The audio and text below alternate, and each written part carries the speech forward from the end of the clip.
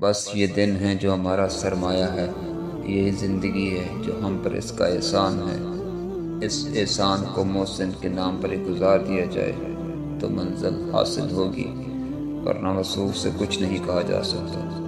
اس کا فضل شامل حال ہو تو سونے والوں کو سرفراز کر دے، انہیں سب کچھ عطا کر دے، اور اگر چاہے تو جاگنے والوں کو محروم دو جہاں کر دے۔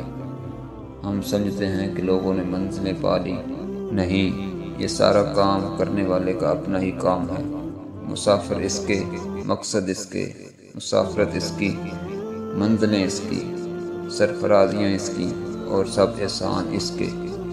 ہمارا ذمہ ایک ہی کام ہے، دینے والے کا شکر ادا کرتے جاؤ، کیا منزل اور کیا نہ منزل۔ اس کا شکر، اس کے آگے سر نگو رہنا۔ وہ عطا فرما دے اس کا شکر، اور زندگی واپس طلب فرما دے تو کیا انکار۔ یہی منزل ہے کہ منزل تسلیم، منزل رضا، منزل تشکر۔ جو ملا اس کا شکریہ، جو نہ ملا وہ ہمارا تھا ہی نہیں۔